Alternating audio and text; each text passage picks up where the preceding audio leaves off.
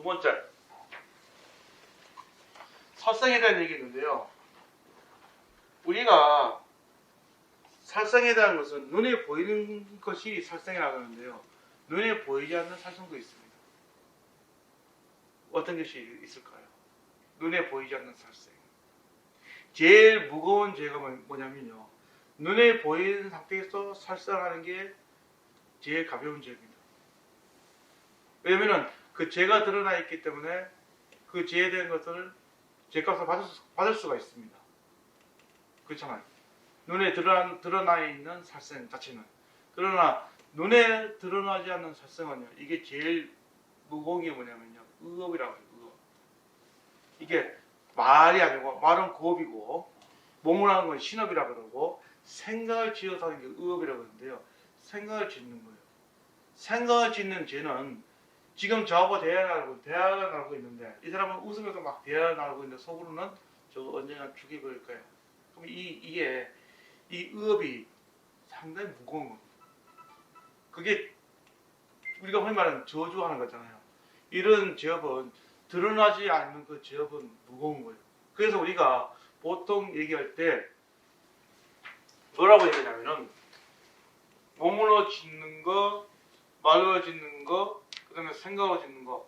그래서 신업, 구업, 의업. 이것을 세 가지를 뭐냐면은 세 가지 업이라 해서 삼업이라고 해요. 그래서 삼업이 청정해야 된다 얘기했을 때 이 세 가지 업이라는 게 뭐냐면은 신, 구, 의. 그랬을 때 이 신이라는 것은 몸을 얘기하는 거고 구라는 것은 뭐냐면은 말을 얘기하는 거고 의라는 것은 생각이라는 거예요. 의도라는 거, 의도. 이 의도가 뭐냐면은 다른 말하면 행위거든요. 이 행위 다른 말하면은 한문으로 하면 업이 돼요. 그래서 여러분들 업을 짓지 말라 했을 때 이 신구의 제 중에서 제일 큰 이 업이 이 업이에요. 여러분 업보다 업보 했을 때 업의 값을 받는다는 얘기거든요. 업의 값을 받는다는 게 인간을 받는다는 그 자체가 뭐냐면은 이런 행동 때문에 그래요. 몸으로 사람한테 상처를 주고 말로서 상처를 주고 생각으로 상처를 주고 이 삼업에 대한 상처를 주고 있기 때문에 거기에 대한 인간을 받고 있는 거예요. 그래서 우리는 그런 인간을 받지 않기 위해서 어떻게 되냐? 늘 청정한 말을 해야 되는데 그 청정하다는 것이 따로 멀리 있는 게 아니고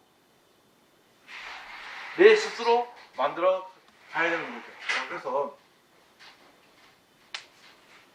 자, 한번 따라합시다. 신, 구, 의. 이것을 세 가지 뭐라고요? 삼업. 삼업. 그래서 이 세 가지에 대한 부분들 이런 분들이 철저하게 지키면서 살생을 하지 않겠다. 그 다음에 사음을 하지 않겠다. 그 다음에 도둑질을 하지 않겠다. 그 다음에 거짓말을 하지 않겠다. 술을 먹지 않겠다. 이런 겁니다.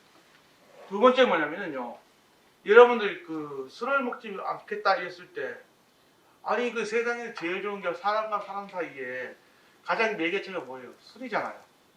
그 술이 제일 좋은데 불구하고 술을 먹지 말라 한다면 아우 여러분들 어떻게 돼요? 그러면은 술을 먹고 싶으면은 술을 먹지 않겠습니다. 그러면 어떻게 돼요? 지키느냐 안 지키느냐 그러면 어떻게 됩니까? 가만히 있으면 돼요. 그리고 술을 드시면 되는데 그 바깥에 있는 여러분들은 사람과 사람 관계 속에서 술을 드심으로 해서 그 관계성을 만들어 간다면은 절제반에서 스님들 몰려가서 관계성을 만들어 가면 차를 마십니다. 차를 마시면서 서로의 생각을 나누는 거죠. 생각을 나누고 생각을 나눠서 서로 허물들을 서로 탕모해 나간다면은 이 술을 먹지 말라 했을 때 술이라는 게 뭐냐면은 뭐가 없어지는 거예요? 자기 지혜가 없어집니다. 여러분 술 먹고 난 다음에 감을 하고 나면 다음날 되면은 흐리멍텅해지죠. 멍텅구리 되죠. 그 멍텅구리 자체가 뭐냐면은 지혜의 종자가 끊어져 버리는 겁니다. 그리고 또 하나 뭐냐면은 술을 많이 드시고 1년 360을 술 먹다 보면은 어떻게 돼요? 필름이 끊기기 시작하고 그 필름이 끊기기 시작하는 그때부터 뭐가 와요? 약간 깜빡깜빡 그런 증상이 와요. 그 깜빡깜빡하는 증상이 점점 더 심해지게 되면 뭐가 되냐? 그분을 만나기 시작해요. 왜냐면 전봇대하고 대화를 나누기 시작해요. 그 전봇대와 대화를 나누는 거는 그래도 그나마 나은데 거기서 더 심해지게 되면은 영가하고 대화를 나눠요. 그리고 영가하고 대화 나누다가 거기서 더 심해지면 어떻게 되냐? 무속일이 되는 거예요. 그래서 술을 드실 때는 어떻게 해야 된다고요? 적당히 드셔라. 내가 다음날 지장이 없도록. 그리고 그 다음에 또 뭐냐면은 먹는 음식 중에 아침에 먹는 것은 하늘의 천식이 먹는 거고 정시에 먹는 건 우리 중성들이 먹는 거고 저녁은 누가 먹느냐? 아기나 귀신들이 먹는다 했어요. 그래서 저녁에는 몇 시부터 먹지 말아야 되냐? 얘기한다면은 보통 저녁 7시 이후에는 안 드시는 게 좋다. 왜냐면 저녁 7시 이후에 먹게 되면은 그날 맛있게 드시면은 다음날 되면은 지장이 있습니다. 술을 드셔도 그렇고 고기를 먹어도 그렇고. 그래서 가급적이면 저녁에는 저녁 7시 이후로는 술이나 또는 고기 같은 거를 안 드시는 게 좋습니다. 자기 정신 건강에도 좋은 거예요. 그래서 기본적으로 먹는 음식에 대한 얘기를 하는 겁니다. 다음. 그래서 여러분들이 오개를 받는 내용들에 대한 것을 한번 따라합시다. 살생하지 말라. 살생하지 말라. 두 번째는 사음을 하지 말라. 싸움을 하지 말라. 세 번째는 도둑질을 하지 말라. 도둑질을 하지 말라. 네 번째는 거짓말하지 말라. 거짓말하지 말라. 다섯 번째는 술을 먹지 말라. 술을 먹지 말라. 다 지키겠습니까? 대답이 없습니다. 네. 그 지키기가 어렵습니다. 우리가 스님들도 비국에 바꾸면은 계획을 몇 개 받냐면 250개를 받아요. 여러분들은 이제 불기자 가입 맞추려면 나중에 쓰게 받게 되면 5개 5가지를 받지만 5가지 받지만은 우리는 250개를 받아요. 250개를 받았는데 250개 중에 제일 첫 번째 계획이 뭐냐면 살생계입니다. 되게 어려워요. 왜냐면 선생님들도 방에 파리하고 모기도 오면은 잡아야 될 거 아니에요. 옛날에 뭐가 있었어요? 이가 있었어요. 이가. 옛날에는 선생님들이 이가 있으면 이는 안 잡았대요. 왜냐면 지도 살려고 내 몸 뜯고 있는데 내비둬라 이렇게 했는데 요즘에는 안 그렇잖아요. 조금이나 뭔가 좀 이상한 곤충들이 제 방에 들어오면은 제 방에 가끔씩 뭐가 오냐면 돈벌레가 들어와요. 돈벌레가 들어오면 돈벌레에서 제가 살려가지고 방생을 하는 경우가 있지만 간혹 가다 보면 나도 모르게 이게 눌리는 경우가 있습니다. 그럴 때 어떻게 되냐? 발버리시 또는 참여합니다 이렇게 해요. 그러면은 그 중생도 내 마음을 헤아릴 수가 있는 거예요. 여러분들 중요한 게 뭐냐면 사람과 사람 또는 말 못하는 무정물을 함부로 대하면은 내 마음도 함부로 들떠있는 그런 마음이 생깁니다. 그래서 사람과 사람 관계 속에서 제일 중요한 건 상처를 안 주는 거예요. 우리는 늘 일상에서 상처를 주고 상처를 받습니다. 그러면 상처를 주고 상처를 받았을 때 어떻게 해결해요? 술로 해결하나? 아니면 어디 여행을 가는가? 저는 개인적으로는 제가 지금 출가해가지고 스님들하고 많이 부딪히면은 뭘 했냐면은 그 산으로 많이 갔습니다. 산에 가가지고 정상을 바라보면서 밑에를 바라보면은 내가 보잘것없는 그런 일들이 있어서 내가 너무 마음을 내고 있구나. 참 어리석은 내가 있구나. 내가 이러려고 출가했는가. 제일 중요한 건 남하고 싸워서 이기는 것보다 자기 자신하고 싸워서 이기는 게 제일 중요하거든요. 우리는 자기 자신하고 싸우려고 생각 안 합니다. 왜? 편하거든요. 이게 타성이 잡는다는 말이 그런 말입니다. 자기 스스로가 처음에는 요게 재밌어가지고 배워요. 자꾸 배우다 보면 나중에 그것이 내 것이 되면 그다음부터는 당연한 줄 알아요. 그래서 우리가 호의와 배려라는 얘기가 있잖아요. 그죠? 호의하고 배려가 당연하다 생각하면 안 돼요. 우리는 늘 감사한 마음으로, 늘 고마운 마음으로 그런 마음을 갖고 생각하면 됩니다. 이 교재 내용이 여러분들 갖고 있는 교재 121페이지 그거 보면은 개에 대한 얘기가 있습니다. 그래서 여러분한테 얘기한 겁니다. 자, 그다음 두 번째는 살상에 대한 얘기에서 두 번째는 도둑질 얘기할게요. 도둑질. 이 도둑질이 뭐냐면요. 물건을 훔치는 것도 도둑질입니다. 그죠? 물건을 훔치는 것도 도둑질인데 이거보다 더 무거운 죄가 뭔지 알아요? 사람의 마음을 훔치는 도둑질. 이게 제일 무겁습니다. 우리 학생들 곧 있으면 결혼하잖아요. 결혼할 때 그 사랑하는 애인이 이렇게 얘기할 거 아니에요. 나는 널 평생 동안 손에 물 한 번 묻히지 않겠다. 이게 도둑질. 왜? 그 사람 마음을 훔쳤기 때문에. 사람의 마음을 훔치는 것이 선의의 거짓말도 될 수가 있어요. 왜? 이 사람을 너무 사랑하니까. 이 사람이 아니면 나는 딴 사람은 절대로 나 결혼 안 할 거야. 그런 마음으로 선의의 거짓말하는 것은 괜찮지만은 그 선의의 거짓말이 실제로 막상 결혼했을 때 그 약속을 지켜주지 않는다면은 선의의 거짓말이 아니고 소유하고 싶은 그 거짓말인 거지. 결혼하기 전에는 굉장히 막 잘 주다가 막상 결혼하고 나면은 그 어장이 물고기 잡은 것처럼 딱 잡고 나면 그 순간부터는 방목을 한다고 하더라고요. 저는 잘 모르겠는데 그래서 제가 신앙 상담을 하면은 신앙 상담에 거의 그 10상 중에서 7상들은 뭐냐면 속아서 결혼했고요. 이게 뭐냐면 도둑질이에요. 사람의 마음을 훔치는 게 이게 제가 무거운 겁니다. 그렇잖아요. 여러분들 부모님들도 그 자녀분들한테 얘기할 때 너 이거 하면 뭐 챙겨줄게, 이거 하면 뭐 줄게 그랬잖아요. 이거 제일 큰 도둑질 지금 뭐가 있냐면은 어렸을 때 제가 설날 때 세뱃돈 받잖아요. 세뱃돈 받으면 부모님이 그러잖아요. 야 내가 관리해줄게. 나중에 너 크면 줄 거야. 이렇게 얘기하잖아요. 근데 크면은 달라고 뭐라 그래요. 지금 그동안 너 먹고 자고 생활하고 내가 그 생활비 다 썼다고 이렇게 얘기하잖아요. 여러분들 절대 나중에 결혼해서 그와 같은 일이 생기면요. 그 자녀분의 세뱃돈 받으면요. 그 자녀분 이름으로 통장을 만들어가지고 입금시켜 주세요. 그래야 되는 거지. 나중에 돼가지고 내가 너를 이만큼 키울 때 거기에 돈이 다 나가다 애기 만나면은 부모님이 뭘 갖고 있는 거예요? 부모님과 책임과 권리와 의무가 있습니다.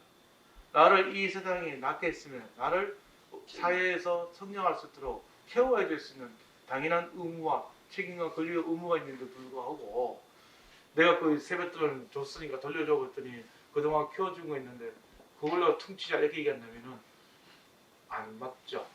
그래서 그게 뭐예요? 마음을 훔치는 것 중에 하나가 그런 거라는 거예요. 마음을 훔치는 건 다양하게 있습니다.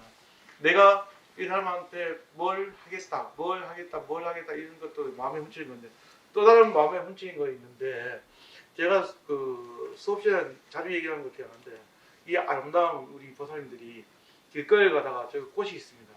꽃이 너무 이뻐요. 꽃이 너무 이쁘네. 그럼 저 꽃을 어떻게 해요? 꺾어서 집에 가서 어떻게 해요? 화병에다가 담아놓습니다. 이거 우리 보살님들이 다 쓰는 거잖아요. 근데 이제 지나가는 스님이 보니까 저 보살님이 꽃을 꺾어가지고 집에다가 화병에 꽂는 모습 보니까 스님이 궁금하잖아요. 야, 저 꽃이 얼마나 아름다운 향기가 나기 때문에 저럴까? 가서 향기를 탁 맡으니까 당신 너무 좋은 거예요. 그리고 세월이 지난 다음에 한날 한시에 같이 죽었어요. 두 분 다 연마당 재판받았어요. 누가 극락가고 누가 지옥 갔을까? 앞에 앉았으니까 자꾸 질문하는 거예요. 누가 극락가고 누가 지옥 갔을 것 같아요?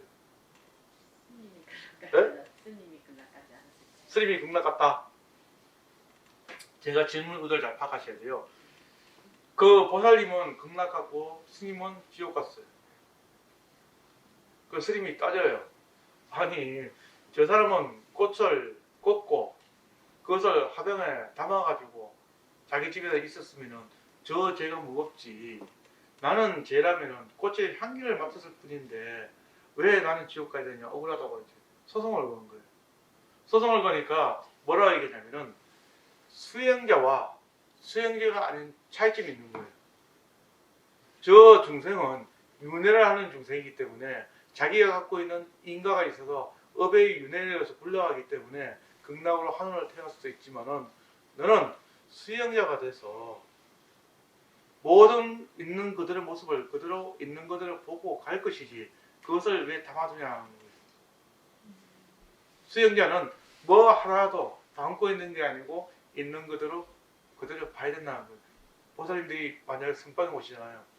여러분들이 지금 동안 겁니다. 동안과 이 결제기간에 보살님들이 선방에 오신 분들이 계셔요. 절대로 선방 갈 때는 여러분들 화장이나 향수를 뿌리고 가시면 안 됩니다. 선방에 앉는 스님들은 전부 다요. 비고 스님들이에요. 남자 스님들이에요. 남자 스님들이 전부 다 선방에 앉아서 참선하고 있는데 불구하고 보살님들이 한번 휘젓고 가면은 그 향기가, 그 냄새가 안거 내내 머릿속에 가긴 해요. 뭐가 생기냐면 음식이 일어나고. 그래서 여러분들 절에 갈 때는 절대 향수나 화장을 하면 안 된다고 스님들이 얘기하는 이유 중에 하나가 그런 거예요. 그렇다고 해서 머리 산발해서 오지 말고 머리 좀 제발 감고 오든지 옷을 단장하게 입고 왔으면 좋겠는데 안 그런 분들이 많은데 말 뜻을 잘 이해 못하고 계시더라고요. 제가 새벽에 저기 법당에서 기도하고 있으면 보살님이 전부 다 몽빼 바지에다 머리 산발해가지고 와요. 화장당하고. 이웃 기독교는 자기가 교회에 간다면요 항상 정장에다 머리 감고 오거든요. 우리 불자분들 노고살님들은 그냥 오셔요. 참 부처님을 대하는 게 자세가 다르죠.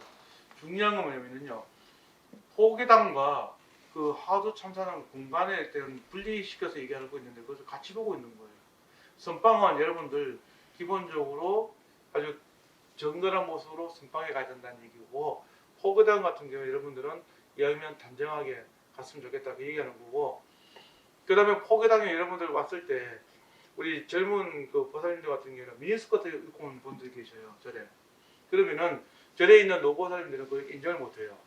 어디 젊은 보살이 절에 와가지고 미니스커트 입고 오냐고. 이웃 기독교단 천주교는 아무도 시비 안 걸어요. 근데 절에서는 시비를 거는 이유 중 하나가 보살님들이 뭐예요? 법당 되면 절을 하시잖아요. 절을 하게 되면 미니스커트 입고 절을 하게 되면 뒤에서 보면 게임 보기 싫거든요. 그러다 보니까 그 노보살님들이 막 야단치고 그러거든요. 그럴 때는 야단치는 게 아니라 혹시 절에 무슨 보자기 있잖아 보자기. 보자기 있으면 보자기 줘서 이게 돌릴 수 있는 것을 그걸 주라고요. 자기도 몰라도 절에 왔으니까 그래도 부처님을 향해서 자기가 절을 하고 싶은데 그러면 절할 때도 그런 기회를 줘야지. 절에 미니스커트 입고 왔다 해가지고 야단치면은 그 젊은 보살은 얼마나 상처받겠어요. 그리고 두 번 다시 절에 오겠습니까? 안 옵니다. 제가 그 얘기를 많이 들었어요.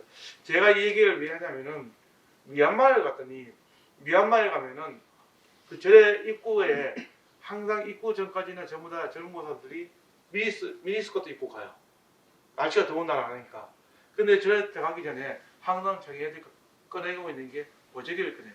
보자기를 당연히 둘러가지고 그리고 부처님한테 예경하고 나올 때 다시 보자기를 푸는 걸 봤습니다. 그래서 사람이 갖고 있는 고정관념이라는 게 있어요.